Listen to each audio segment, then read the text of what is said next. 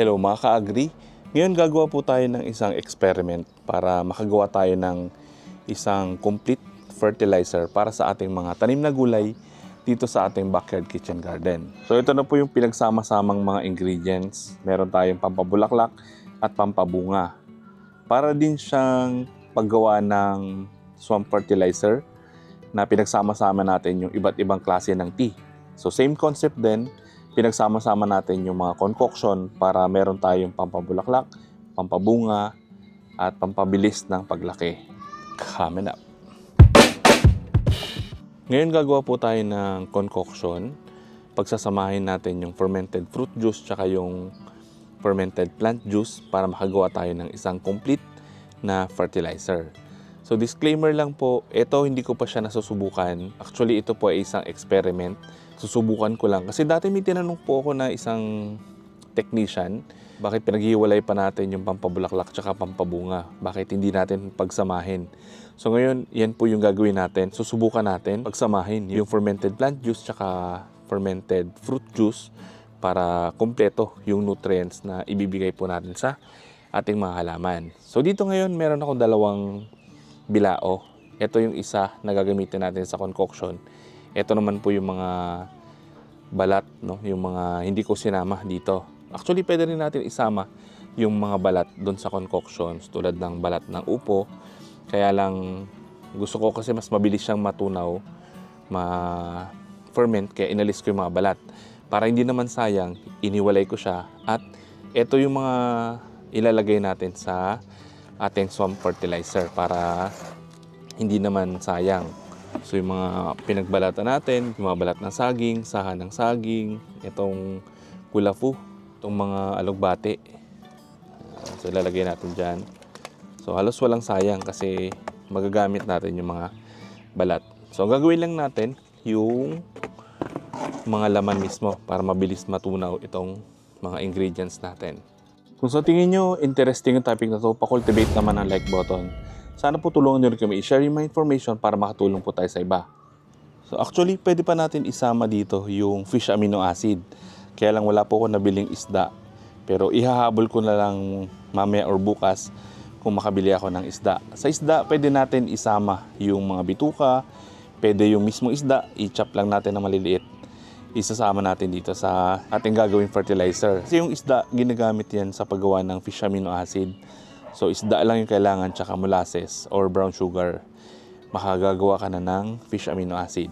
So ngayon ito lang yung mga gagamitin natin. So ito yung mga pinrepare ko na ingredients. Hinog na saging, tapos itong talong, tsaka yung overripe na ampalaya, pati upo.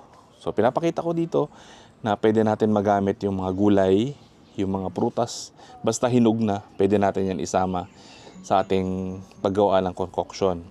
Then dito meron akong dahon ng malunggay, chinap ko na rin.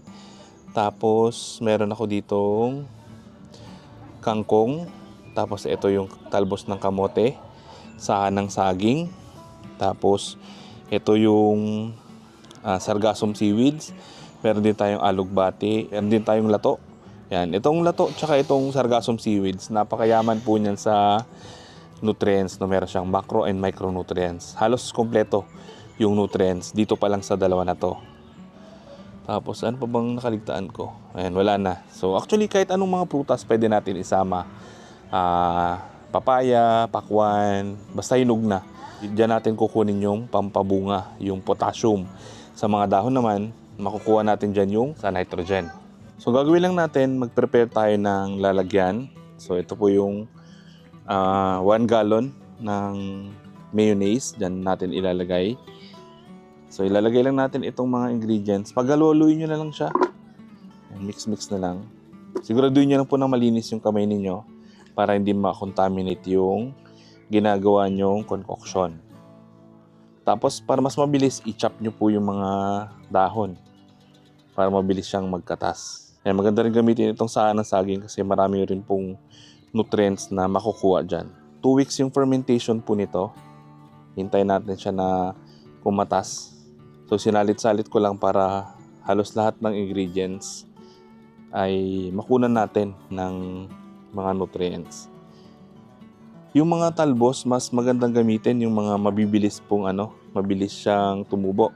Tulad ng kangkong, kamote, alugbate, pati po yung kakawate.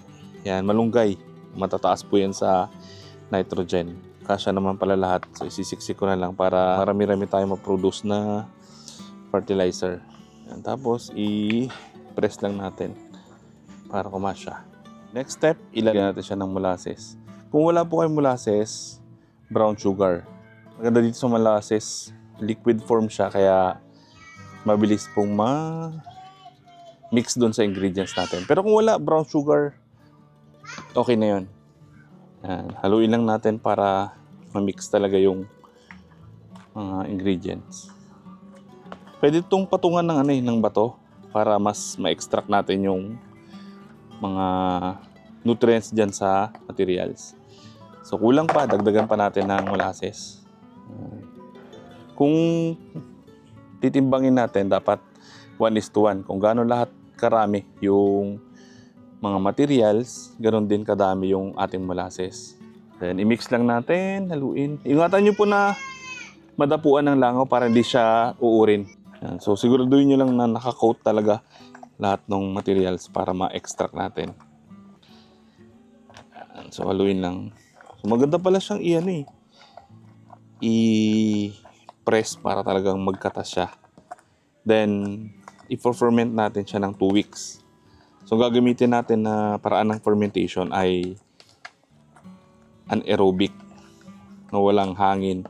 Kasi yung iba po, pag gumagawa ng concoction, yung aerobic, ginagawa po nila dito, Manila paper lang, tatakpan nila, tapos tatalian ng goma, tapos lalagay na sa lugar na madilim tsaka tuyo. Pero yung gagamitin natin dito ay anaerobic. So, tatakpan natin siya, walang makakapasok na hangin.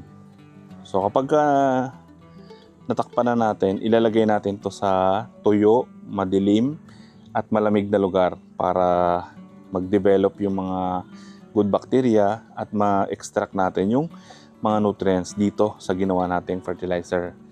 Then sa paggamit po nito, 20 ml per liter of water. Yan po yung mixture. Pwede natin siya i-apply every 3 days. Pwede siyang idilig at pwede rin natin siya i-spray sa mga dahon. Sa pag-spray naman sa mga dahon, dapat early morning or late afternoon para pumasok dun sa stomates ng mga dahon. So ihabol ko na lang po dito yung isda para makaproduce tayo ng amino acid. Tapos after 2 weeks, magagamit na natin siya. So ito po ay experiment lang. Disclaimer ulit, hindi ko pa siya nasusubukan. Pero yung konsepto, parang same din sa paggawa natin ng swamp fertilizer na pinagsama-sama natin yung iba't ibang klase ng tea. So dito naman, pinagsama-sama natin yung mga iba't ibang concoction para makagawa tayo ng organic fertilizer na complete. Kung sa tingin niyo po nakatulong information na to, palike naman at sana po tulungan niyo rin kami i-share yung mga information para makatulong po tayo sa iba. Maraming salamat po. Happy farming!